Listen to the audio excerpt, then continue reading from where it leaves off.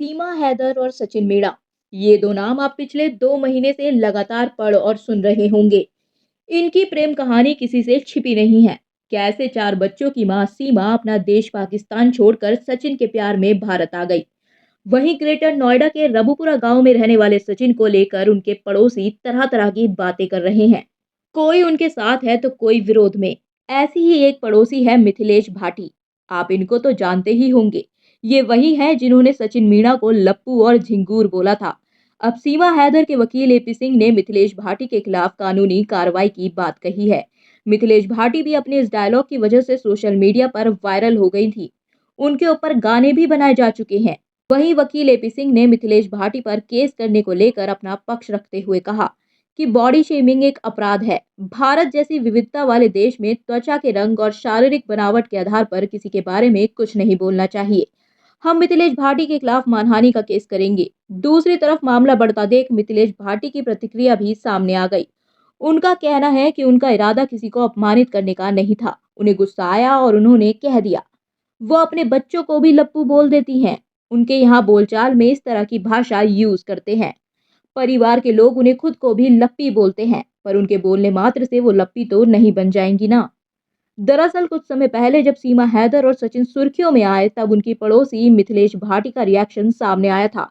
एक news channel से बातचीत में उन्होंने कहा था, सचिन क्या है, सचिन में लप्पू सा सचिन है, बोलना तो आवे ना, बोलता तो वो है ना, झिंगूर सा लड़का, उससे प्यार करेगी सीमा। 5वीं पास वो खुद को बता रही, फर्राटेदार अंग्रेजी बोल रही, सारे बॉर्डर पार कर आ गई है।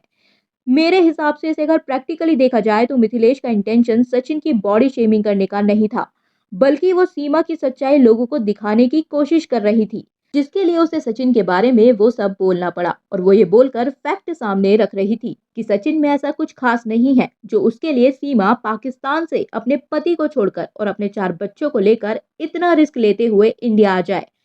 इसमें साफ साफ साजिश की बू आती है, क्योंकि अगर इस बात को प्रैक्टिकली सोचा जाए तो सीमा कोई टीनेजर नहीं है जो बिना कोई फ्यूचर का सोचे बस प्यार के लिए कुछ भी कर दे।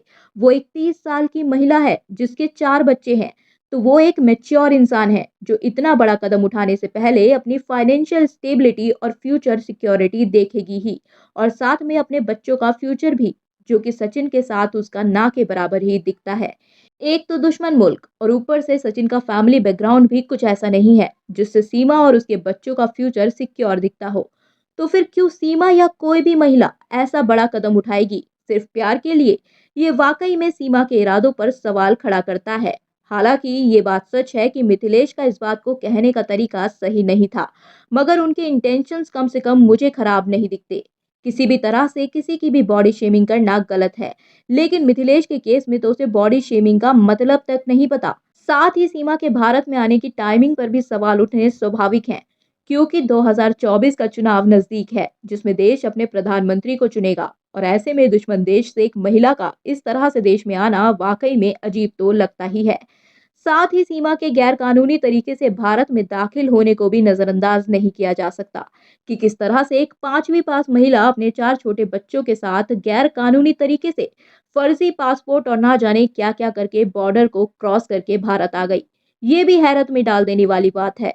सीमा के पास हर बात का जवाब होना, उसका पहले ही भारतीय संस्कृति और हिंदी को इतनी अच्छी तरीके से जानना, सचिन का जरूरत से ज्यादा सीधा होना और सचिन से पूछे जाने वाले सवालों पर भी ज्यादातर सीमा का जवाब देना, ये शक तो पैदा करता ही है। मगर वहीं जो लोग मिथिलेश के वायरल वीडियो के चलते सचिन को सपोर्ट कर रहे हैं, उन्हें भी ये बात ध्यान से समझ लेनी चाहिए कि ये देश का मामला है। इससे देश की सुरक्षा पर खतरा होता है, क्योंकि सचिन और उसके परिवार ने इन सब गैरकानूनी चीजों में सीमा का पूरा साथ दिया है।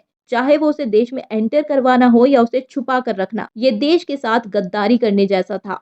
मान लीजिए अगर सीमा सच में कोई गलत मकसद को अंजाम देने भारत आई होती, तो सचिन और उसका परिवार ऐसे ही अनजाने में उसकी मदद करता रहता, और वो अब तक देश में कुछ गलत कर भी चुकी होती और किसी को कानो कान खबर भी नहीं लगती।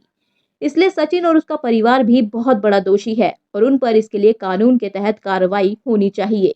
उन्होंने देश की सुरक्षा को परे रख के सीमा का साथ दिया। ऐसे ही कल अगर कोई और भी करेगा तो उसे प्यार का नाम देकर बढ़ावा दिया जाएगा और देश की सुरक्षा का मजाक बनकर रह जाएगा। इसलिए बॉडी शेमिंग तो ठीक है, लेकिन लोगों को उससे ऊपर उठकर भी थोड़ा सोचना चाहिए और इस तरह से जो लोग सीमा को सेलिब्रिटी बनाकर उसके साथ सेल्फी लेने या उससे मिलने उसके घर जाते हैं, या वो फिल्म डायरेक्टर जो सीमा के नाम पर फेम कमाने उसको फिल्म में लेने के लिए सचिन के घर तक जा रहे हैं, उन्हें इस बारे में जरूर सोचना चाहिए। सीमा ने इंसानियत के लिए कोई बहुत बड़ा काम नहीं किया है जो उसे सेलिब्रिटी बनाया जा रहा है, बल्कि वो एक घुसपैठिया है जो बिना कानूनी कागजों और जांच के देश में घुसी है। एक ऐसी महिला है जो दुश्मन देश में अपने 4 छोटे बच्चों को साथ लेकर बिना उनकी सुरक्षा की परवाह किए घुसी है, ये जानते हुए कि अगर वो पकड़ी गई तो जिंदगी भर अपने बच्चों के साथ उसे जेल में रहना पड़ेगा। फिर भी उसने अपने बच्चों के लिहाज से भी इतना बड़ा रिस्क लिया, तो वो कैसी माँ है ये अंदाजा लगाया जा सकता है। सीमा की अच्छी-अच्छी बातें, वो कितनी हिंदुस्तानी बन गई है, वो हमारे देश से कितना प्यार करती है, ये तो आपको सब बता रहे हैं।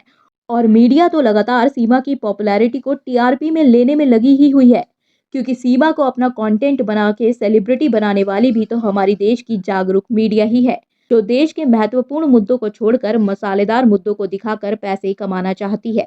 ऐसे में मुझे यहाँ इमोशनल अप्रोच को छोड़कर प्रैक्टिकल अप्रोच लगाकर मुद्दे पर संवाद करना ज़्यादा ज़रूरी लगा। अगर आप मेरे ओपिनियन से सहमत हैं तो प्लीज़ वीडियो को लाइक और शेयर ज़रूर करें, ताकि ज़्यादा से ज़्यादा लोगों तक ये प्रैक्टिकल अप्रोच पहुँच पाए। और आप अपनी राय भी कमेंट करके ज़रूर दें। बाकी ऐसे ही और मुद्दों पर संवाद सुनने के लिए चैनल को सब्सक्राइब करके बेल आइकन दबाना ना भूलें।